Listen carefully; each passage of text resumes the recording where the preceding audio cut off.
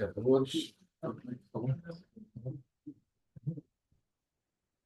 Bem, eu vou ler um texto aqui da Espírito de Hermâncio do Fogo, psicografia de Vanderlei S. Oliveira, livro é Prazer de Viver. Eu vou ler alguns textos, que é bem grande o texto, para a gente refletir um pouco sobre a resignação. E aqui eu lendo, ele associou muito a resignação à resiliência, né? A pessoa que cultiva, que entende, que vive a resignação, ela é capaz de vivenciar a sua resiliência, a capacidade de dar a volta por cima, né? Levantar, sacudir a poeira, né? E dar a volta por cima.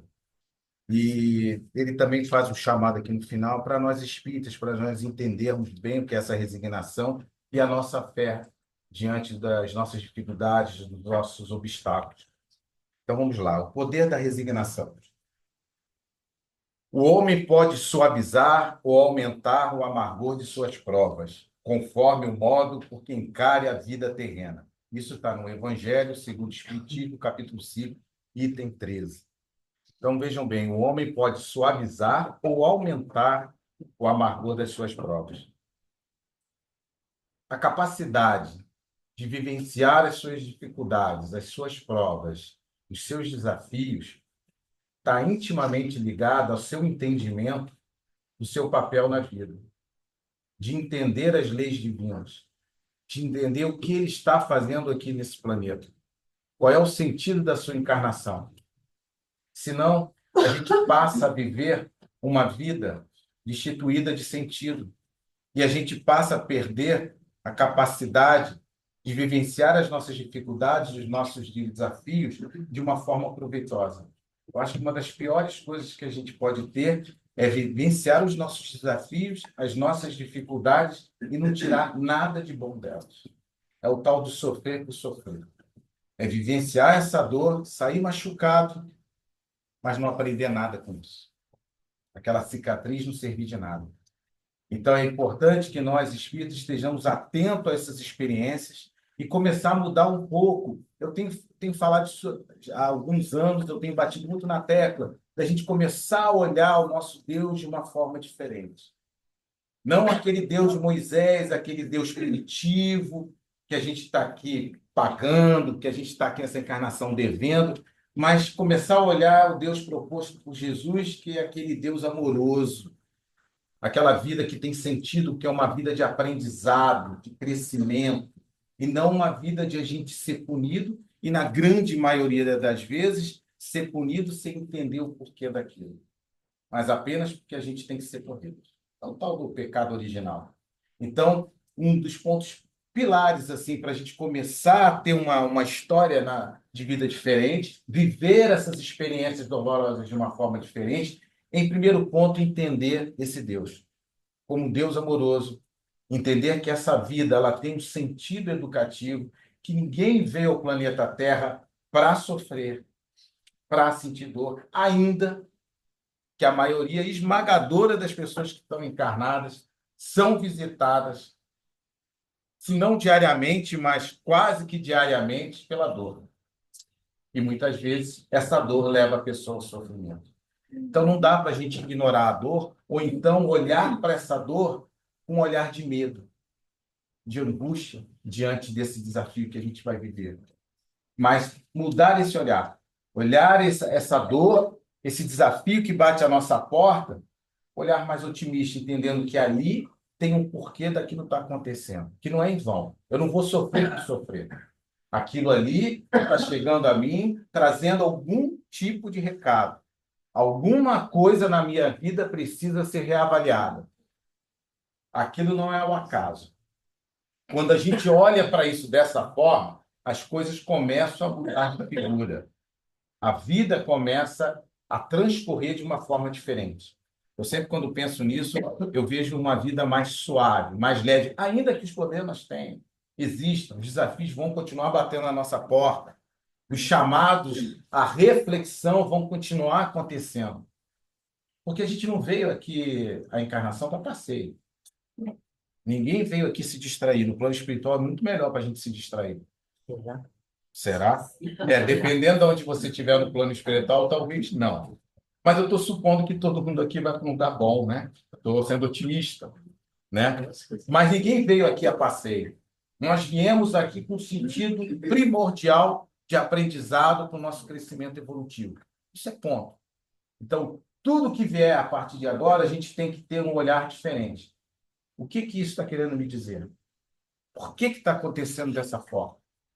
Gente, eu vou dizer uma coisa para vocês, porque a gente, como espírita, hoje não digo tanto, mas antigamente eu via muito isso. A gente tem uma mania de colocar as coisas, a culpa no passado, mas no passado de outras encarnações. Isso em outras encarnações eu não fui bem, eu não devo ter sido uma boa bisca. E a gente vai tentando justificar o que está acontecendo. Mas eu vou dizer que 90% do que acontece, desses desafios que nos chegam, que batem a nossa porta, tem a ver com o que a gente está construindo aqui nessa encarnação.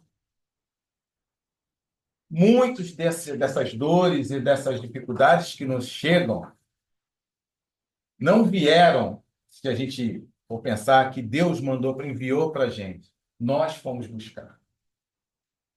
Muitas das dores que batem nessas portas, nós escolhemos quando usamos o livre-arbítrio, quando escolhemos. Mas a gente não se dá conta disso. E aí, lógico e natural, que é mais fácil a gente arrumar um culpado externo, né? Eu já estou passando a dificuldade, ainda vou encontrar que a responsabilidade, não a culpa, não gosto da palavra culpa, a responsabilidade por esse enredo que eu estou vivendo cabe a mim, e não a minha mãe, meu pai, a minha tia, a Sara, quem quer que seja, mas a mim é muito. A dor parece que fica maior. Mas isso quando a gente não entende o porquê da dor. Isso quando a gente olha o Deus daquela forma punitiva. Quando a gente passa a olhar a coisa de uma ótica diferente, tudo muda. Mas eu trouxe isso aqui para ler, eu vou ler, né? Eu começo a falar e não leio. Não tinha nada disso escrito aqui, mas eu vou ler. Eu dou minha palavra que eu vou. O seu improviso é bom. Oi? O seu improviso é bom. O improviso é bom, né? Então, vamos lá. Quanto desespero e amargura, tristeza e desistência, martírio e revolta, fantasia e aflição têm cultivado a esmagadora maioria dos homens reencarnados, por não saberem construir sentidos espirituais elevados às suas provações. É aquele sentido que eu estou falando para vocês. O que eu estou fazendo aqui? Para que eu estou aqui encarnado? Qual conquista será maior para a alma na Terra do que a compreensão sagrada dos objetivos de todos os reveses e experiências? Somente quem saiba dar significado, santificado a cada lance de dor ou a cada benefício do caminho, pode aquilatar a importância dessa vitória. E aqui ele botou um ponto que eu acho muito importante, né? Que é a importância de cada vitória. Apesar de eu estar falando aqui das dores, das dificuldades, dos desafios, não vamos esquecer das nossas vitórias também. Por que que eu cheguei a tal lugar? Por que que eu conquistei isso? Porque hoje eu tenho um entendimento tal sobre tal assunto, assim, porque eu tenho essas pessoas que me dão prazer, que fazem parte da minha vida, da minha história, e que tornam essa minha história melhor, mais prazerosa. É um ponto positivo. E também parar para pensar por que que elas estão na minha vida. Não é à toa, gente. Não chegou assim do nada, não é porque os outros são caridosos, estão te aguentando esse tempo todo. Até alguns pode ser que estejam te aguentando. Mas muitas pessoas que estão à nossa volta têm um porquê e você é causa disso. Você tem um papel importante dessas pessoas que te fazem bem estarem do teu lado. E a gente não pode perder esse momento, porque às vezes a gente foca muito no negativo, no que tem que mudar, e eu sempre falo que a melhor forma de nós mudarmos o que não está bom é o viver o que está bem. É fortalecer em nós o que está dando certo. Focar só no que está dando errado não faz a gente mudar. Às vezes piora a situação. A gente entra numa depressão, a gente entra numa tristeza, né? Numa baixa autoestima tremenda. Porque o objetivo não é focar nisso, é perceber isso, entender isso e, a partir disso, desenvolver os seus potenciais. Porque através da vivência dos seus potenciais é que as coisas vão mudar. Não é chorando, lamentando que não está bom, que a gente muda as coisas. e sim agindo, falando e pensando nas coisas boas. O amor cobre uma multidão de pecados. Jesus já nos alertava a isso. Somente na ação no bem, somente buscando fazer o melhor, é que nós construímos uma vida diferente e vamos nos afastar cada vez mais da dor. E eu diria que vamos encontrar mais desafios, porque a pessoa que começa a olhar para as qualidades, para as coisas boas que já conquistou, ela vai tendo um fortalecimento da sua autoestima, um fortalecimento da sua fé, da sua coragem para enfrentar todos os desafios que a vida chega. Porque a sua postura muda quando você está assim. Quando você entende o seu valor, você vai para um desafio mais fortalecido. Você vai com uma esperança íntima que você pode, tem capacidade, tem os dons ainda que não desenvolvidos para resolver esses desafios. Talvez o nosso problema seja que nós sejamos muito imediatistas e a gente pensa que a solução tem que ser resolvida a toque de caixa e nessa encarnação. Gente, às vezes o que a gente imagina que seja a resolução de uma questão não é. É só uma parte da solução integral. E aí a gente tem que ter esse olhar mais espiritual da vida. O olhar de reencarnação que o espírita tem, eu acho que ele traz uma grande vantagem para a gente, de olhar a vida e entender que ela tem todo o encadeamento e que a gente tem uma coisa fundamental. Quando a gente estiver passando situações, nós somos imortais, gente. Nós temos todo o tempo do mundo. Não se preocupem em dar conta de tudo numa existência. Não é para isso que a gente está aqui, não, gente. Talvez seja um erro de visão. Eu vim nessa encarnação, tenho que dar conta e tenho que resolver. Não vai. A gente está nesse caminho reencarnatório há muito tempo. Mas há muito tempo ninguém está aqui na primeira encarnação, gente. Nem na segunda, nem na terceira, nem na 20ª, nem na milionésima. Tem noção do que é isso? De tempo de existência nossa? Que nós estamos trabalhando, estamos evoluindo? É muita coisa. Então, entender a vida nessa visão muito mais macro traz um sentido real do que a gente está fazendo aqui. Se a gente ficar muito imediatista e muito limitado à encarnação para resolver tudo, a gente não vai dar conta. A gente vai ficar frustrado. A gente vai ser um eterno frustrado. Vai estar sempre achando que não é assim que funciona. Então, a gente precisa fazer um processo de construção entendendo que é o melhor que a gente vai fazer. E não se preocupando se isso vai resolver nessa encarnação, ou na outra, ou na outra. Mas é um processo que tem que ser construído. É isso que a gente tem que entender. E durante o processo de construção, procurar aprender e vivenciar os prazeres que isso vai dar.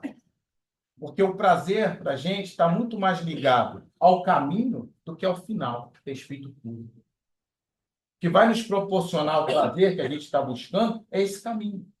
São as pequenas vitórias, são as pequenas transformações que nós vamos num caminho construindo, e não o final lá que é espírito puro. Então, a gente entender isso, vivenciar isso dessa forma, transforma a nossa vida, muda o nosso contexto. Deixa eu voltar para o texto. Estou falando. A forma de encarar a vida terrena, por isso mesmo, deveria ser tema de urgente aprofundamento dos trabalhadores espíritas. Com todo carinho e respeito, sugerimos aos nossos parceiros de ideal uma urgente revisão de conceitos, quando afirmo imperativamente que o espírita possui uma fé raciocinada. Se assim fosse, teríamos mais amplos voos de conscientização e comprometimento com a causa que abraçamos, e melhores reações perante os testemunhos e sofrimentos diante da vida no corpo. Temos ainda uma fé embrionária e sufocada por conceitos ancestrais do religiosismo, com forte inclinação para o dogmatismo. Então, aqui é um puxão de orelha, para que a gente fique achando que é espírita, mas a gente carrega muito ali das outras encarnações e das religiões antigas, dogmáticas, né? A gente fica ainda muito condicionado a essas coisas. A gente fala que tem fé raciocinada, né? O espírita assim, eu tenho fé raciocinada, ele alerta, cuidado que não é tão raciocinado assim. Você ainda está engatinhando, a sua fé ainda é muito pequena. A fé racional se inicia quando passamos a encontrar no campo mental alguns subsídios gestados na arte de meditar sobre nós mesmos. O que é isso? Autoconhecimento. Aí. Muito tempo que eu não falo essa palavra, autoconhecimento. Estava com saudade. A reforma íntima é um trabalho posterior. Vamos ficar no autoconhecimento. E já dá muito trabalho. A reforma deixa pouca coisa. Vocês me fizeram até perder onde eu estava. Deixa eu ver aqui.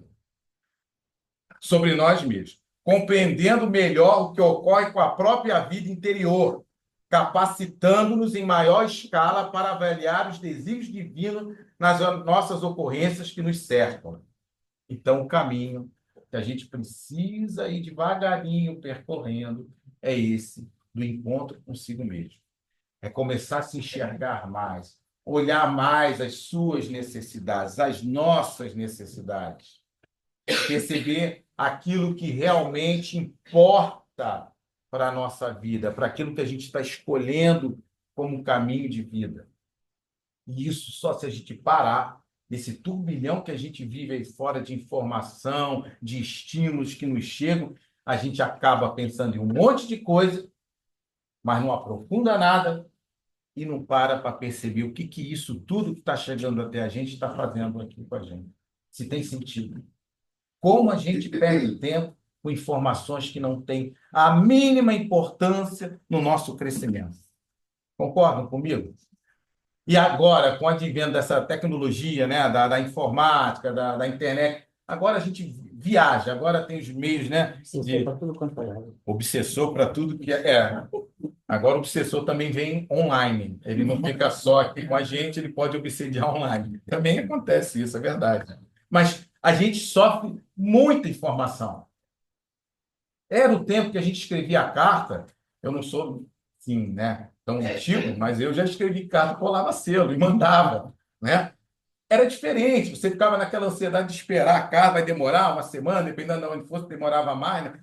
Agora não, agora você não consegue. Quando você está terminando de ler um negócio, já vem as notificações, já aparece na tela outra, e você às vezes, quem já fez isso? Nem terminou de ler, já foi clicar outra. Curiosidade não dava, não foi?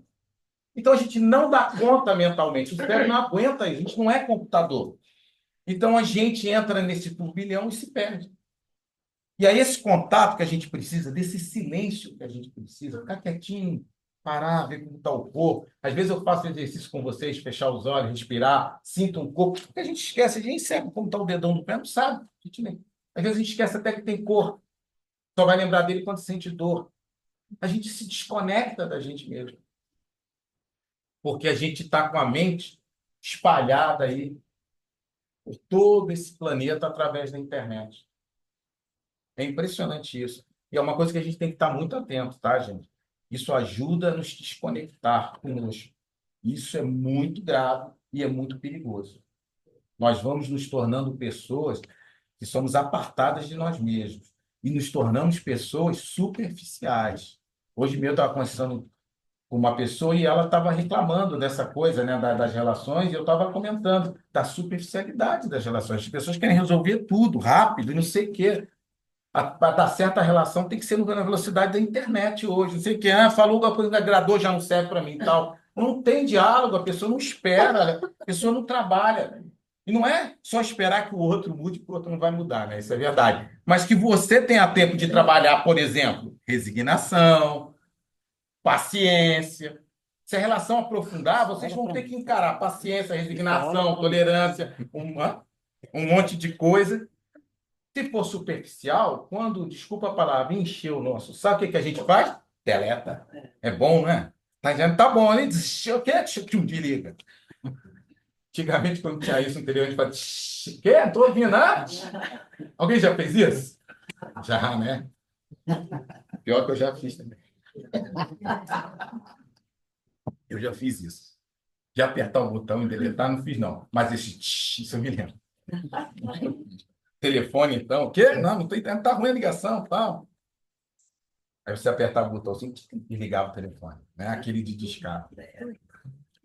Então vamos lá, deixa eu voltar para o texto novamente. Outro traço marcante de que a fé racional começa a se desenvolver em nossos sentimentos é quando começamos a abdicar de colecionar certezas sobre a vida. Isso é ótimo, gente. Deixamos de colecionar certezas quando a gente para de achar que sabe tudo, que a gente tem a razão de tudo, que a gente sabe o que é melhor para o outro. Quando a gente começa a largar disso, a vida melhora muito. Quando a gente deixa o outro decidir, escolher o caminho, tomar a decisão. E olha, se vocês fizeram essa experiência, quem gosta de mandar muito assim, sabe, tem a, né, a palavra certa sempre e tal, faz isso com alguém que vocês façam muito, é capaz de vocês se surpreenderem com a pessoa sem saber o que vai fazer. Porque você está sempre dizendo o que tem que fazer, aí você fica quieta a pessoa. Aí fica todo um olhando para o outro. E aí, eu faço o quê? Isso é horrível, até é engraçado falando assim, mas é horrível. Duas coisas muito ruins. Primeiro, a pessoa está perdendo a autonomia de escolha, de exercer o livre-arbítrio perto de você. E a outra, você é um carrasco. Que você está limitando a vida daquela pessoa, dela ser autêntica, dela ter capacidade de escolha. Pensem sobre isso. Certezas sobre a vida. Mais que nunca, na etapa evolutiva que assinala nosso progresso, somos convocados a revisar, reciclar, analisar por outro ângulo, repensar ideias, reavaliar métodos, renovar posturas perante pessoas e fatos. Ou de acho difícil de fazer, repensar, voltar atrás. Quem sabe o outro tem razão e não sou eu. Como é difícil isso, gente. Dar a mão à palmatória, não é difícil? As pessoas que têm a personalidade mais forte, que estão aqui, assim, que tem aquela coisa, muita certeza da vida, que faz, que é isso, não... Como é difícil reconhecer que exagerou um pouquinho na dose, né? Mandou demais, né? Passou para o quadrado do outro demais. É difícil, gente. Onde eu estou. Certeza instituída é quase sempre acesso à zona de conforto. O momento de vida da Terra, a cada dia mais, nos convida a aprender como conviver com as incertezas acerca de tudo à nossa volta, e não é? Hoje a gente tem certeza de alguma coisa, gente? Só olhar o noticiário, né? A gente não sabe como vai ser amanhã.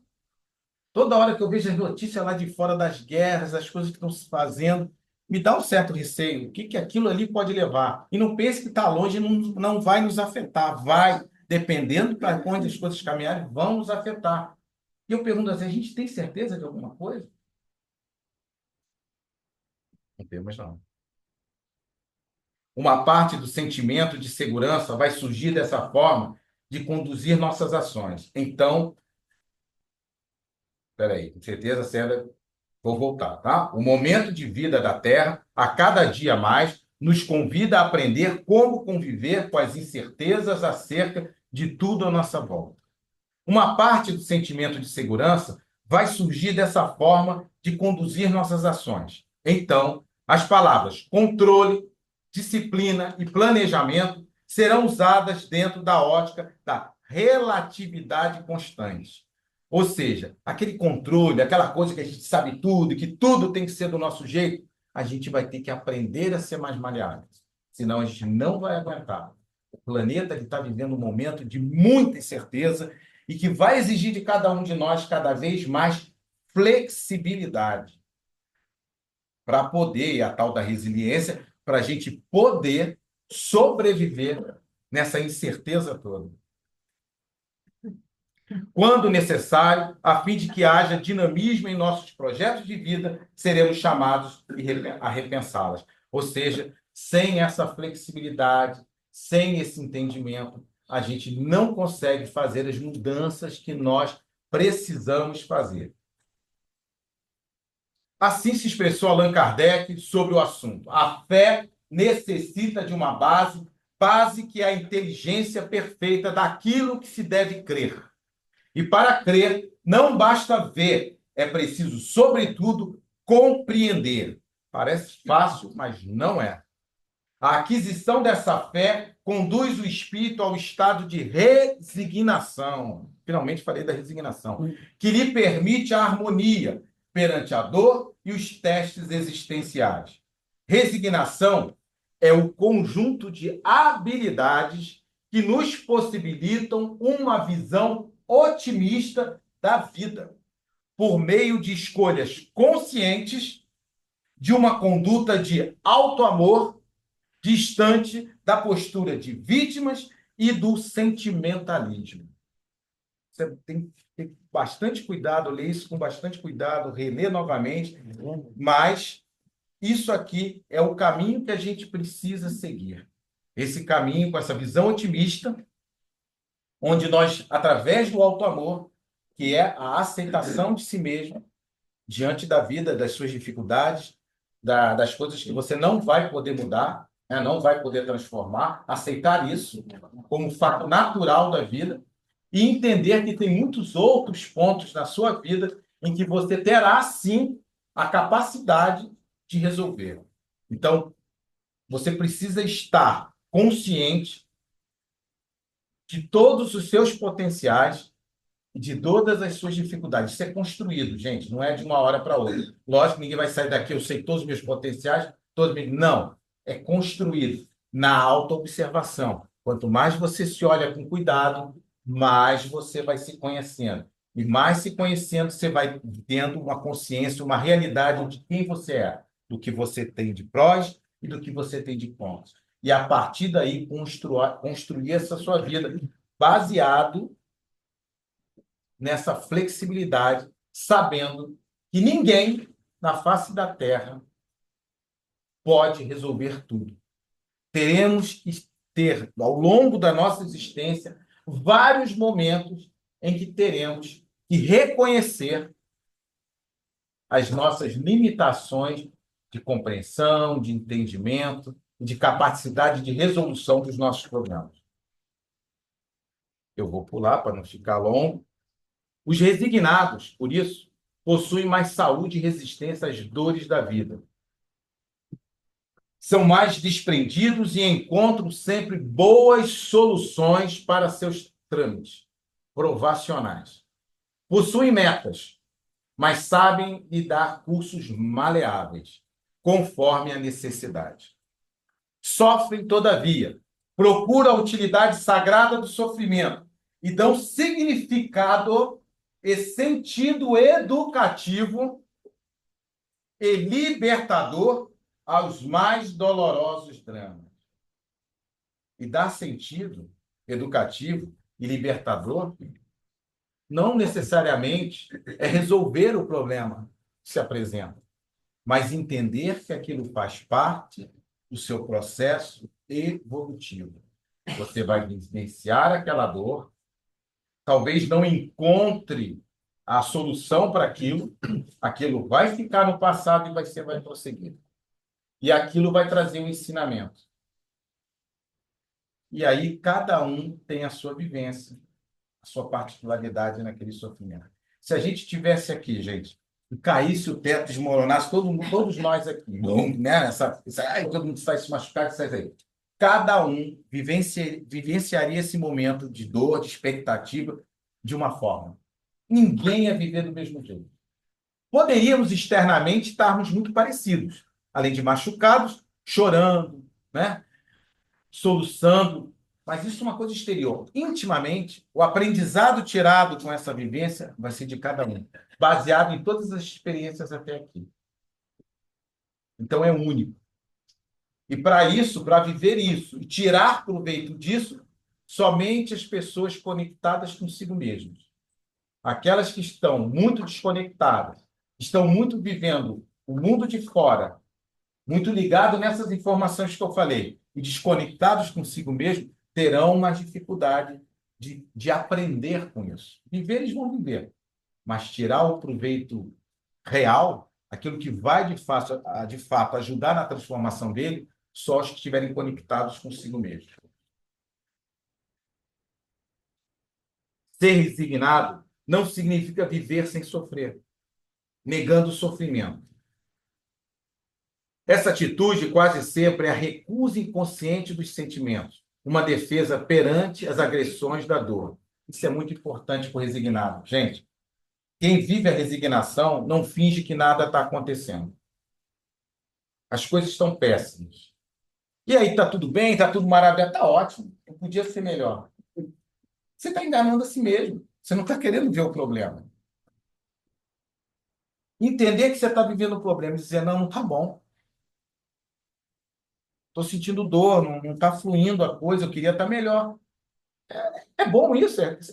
Se você não tem, se para você está tudo bem, não vai mudar nada, gente. A gente só sai da zona de conforto se a gente percebe que não está bem, que a coisa não está maravilhosa para a gente, que a gente precisa mudar. Então não adianta a gente fingir que está tudo bem, está tudo ótimo, a tua casa está ruindo. Você briga com o marido, com a mulher o tempo todo. Os filhos, ninguém te obedece. A casa é um caos, você está cheio de dívida. Precisa fazer isso aqui. Alguém, e aí, tá tudo maravilhoso. Não, mas tudo vai dar certo. Deus está no comando. Deus está no comando. Mas você tem que fazer parte desse projeto. Você tem que pegar o leme e conduzir. Sua embarcação não dá, gente. Então, ser resignado não é fingir que nada está acontecendo. Não, resignado assim, vai dar tudo certo, eu tenho fé. Vai dar... Tá bom, que bom que você tem fé. Acho que tudo vai dar certo. Afinal, nós vamos ser espíritos puros, né? Então vai dar certo uma hora. Mas você pode estar insatisfeito. Não estou feliz. Não está me gerando prazer, ok. Aceite isso, assuma isso.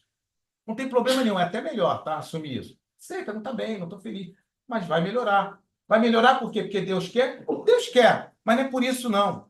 É porque eu entendi que eu posso melhorar, que eu tenho capacidade, que eu sou responsável pela minha vida. Eu construo o meu futuro. O destino, ele é marcado pelas minhas atitudes.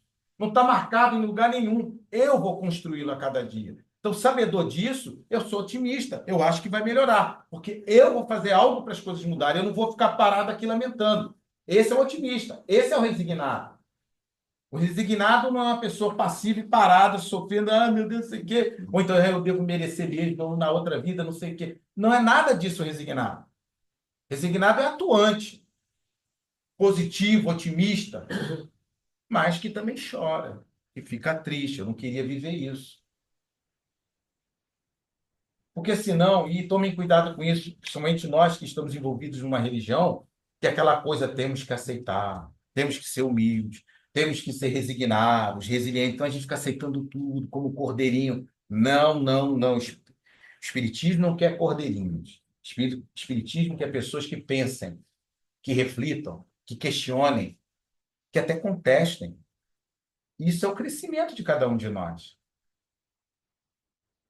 Atestar, verificar, confirmar que você não está bem, que aquilo, aquela pessoa ou situação não está te fazendo bem, é uma realidade. E não vamos negar isso. Vamos aceitar isso.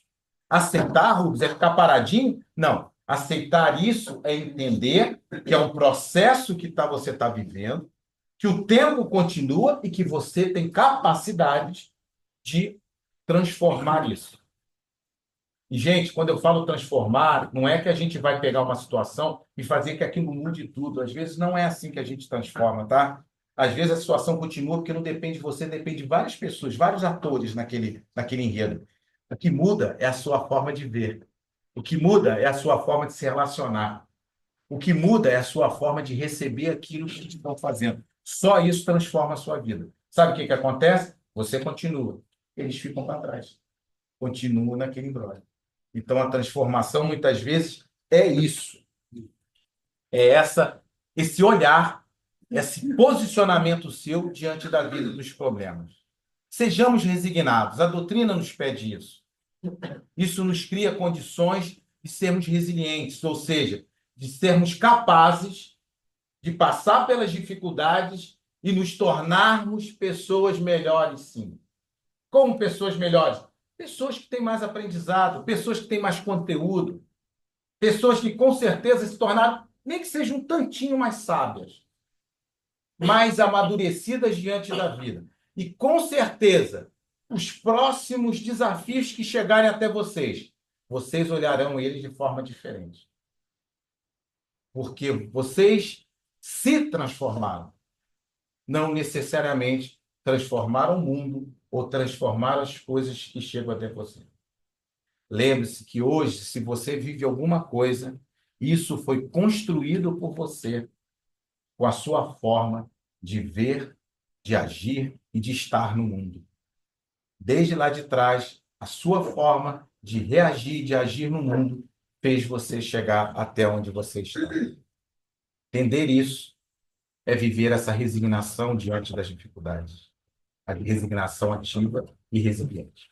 Muita paz para todo mundo.